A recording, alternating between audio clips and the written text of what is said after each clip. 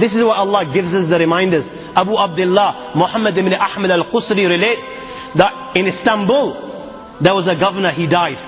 They dug a grave for him. When they were on the verge of lowering this body inside the grave, do you know what they saw inside the grave?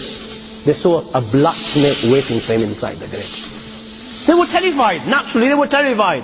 They didn't want to bury this guy inside this grave, so they dug another grave. Now they've spent hours digging the second grave. They're on the verge of lowering the body inside the grave, and you know what?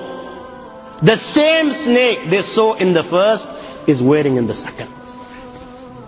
They dig a third grave. A third grave. And they find, when they're on the verge of lowering this grave, all of a sudden, out of the blue, they find the same black snake inside the grave. I ask you, my young friends, you know, on that particular occasion, that narration, what do you think it suggests? How many graves do you think they dug on that day?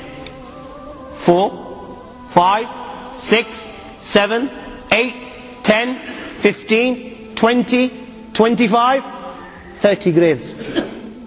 The narration says that on that day they dug about 30 graves. Every time the grave was dug and they were on the verge of lowering this body inside the grave, they would find the same black snake waiting. Where are you going to hide?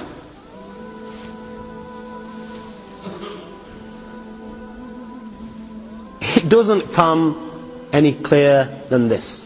Where are you going to hide? Where? Allah. You know, even when you've gone 6 foot under, you can't get away. You've left the dunya and you've gone 6 foot under and you think you've got away with it. This is where it will begin. You know, fed up after digging so many graves, they consulted the ulama. What should we do with this person? May Allah protect us. They said, you know what? Just bury him inside the grave. Leave the rest to Allah subhanahu wa ta'ala. And they buried him.